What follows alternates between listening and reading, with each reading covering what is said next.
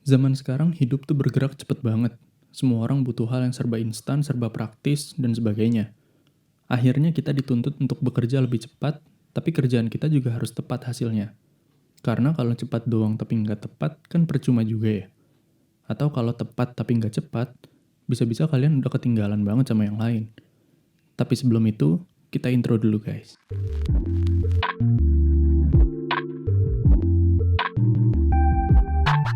Oke, selamat datang di My Educast, sebuah podcast mingguan dari My EduSolve yang akan memberikan kalian pengetahuan baru terkait hal-hal terkini, atau bahkan menjadi teman kalian bekerja tanpa buang-buang waktu.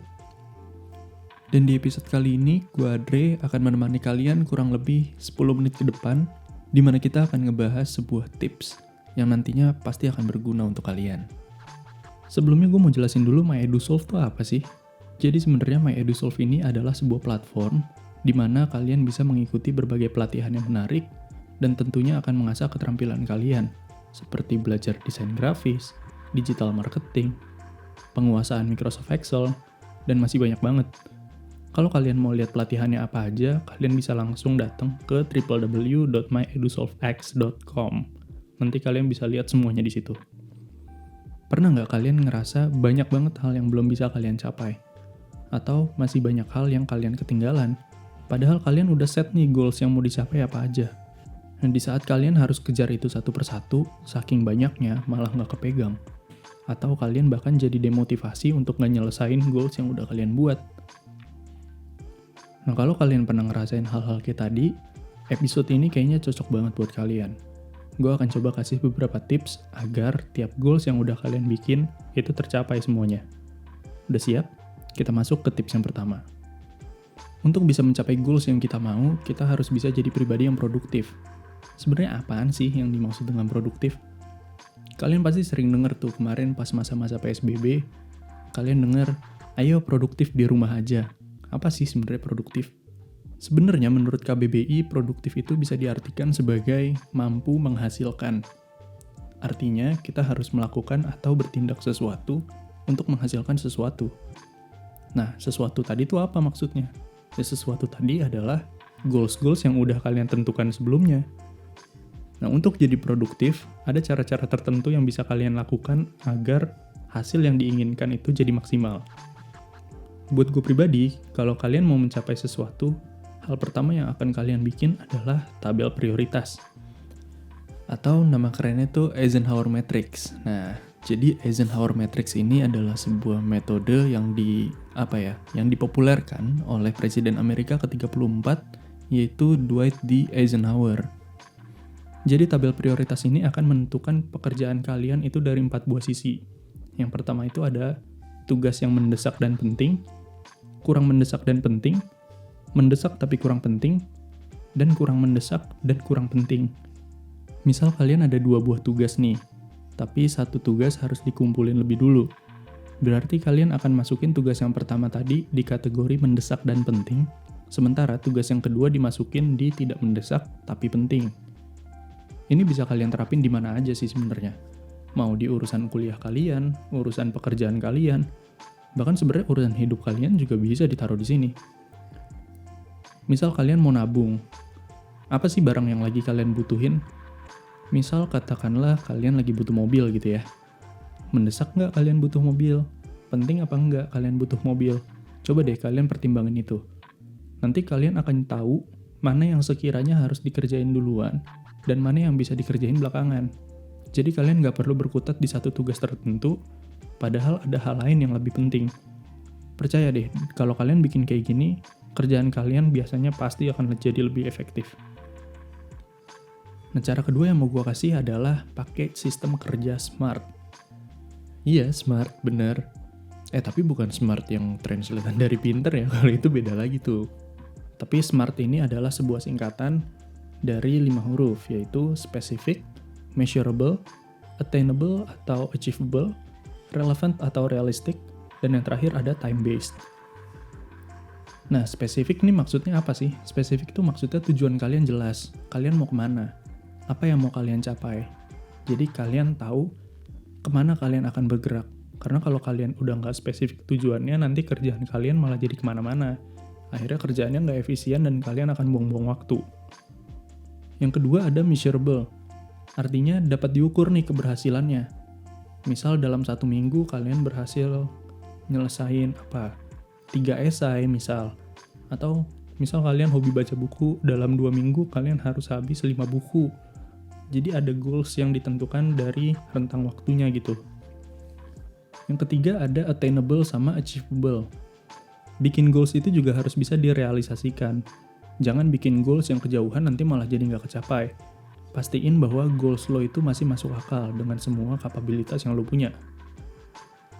Yang keempat ada relevant atau realistic. Nah, kalian punya nggak nih kapabilitas untuk ngelakuin itu? Ada nggak hal-hal yang membuat kalian mampu untuk melakukan sesuatu tersebut? Misal kalian mau beli mobil nih, tapi kalian nabungnya pakai recehan gitu kan susah. Atau pengeluaran kalian banyak banget jadi sulit buat nabung. Ya, itu mesti dipikirin lagi. Mungkin nanti setelah kalian berpenghasilan lebih, atau kalian punya resource untuk nabung lebih, kalian bisa lakuin itu. Tapi jangan salah, yang beli motor pakai koin 500-an tuh ada loh. Itu pernah terjadi, walaupun ya kasusnya 1 in a million. Tapi itu pernah terjadi. Dan yang terakhir ada time based. Kalian tentuin batas waktunya. Misal yang tadi kita contoh lagi, nabung beli mobil. Kalian lihat kemampuan kalian menabung tuh gimana. Terus kalian tentuin, oke, gue akan beli mobil dalam waktu 3 tahun lagi. Jadi kalian punya rentang waktu tuh 3 tahun. Dengan kayak gitu, kalian jadi punya konsistensi untuk mencapai si goals-nya. Misal kalian tinggal beberapa tahun lagi, terus kalian melihat, kok tabungan gue malah jadi segini-segini aja ya? Nah, berarti ada sesuatu hal yang perlu lo rubah untuk goals-nya tercapai, karena time base-nya tuh udah ada.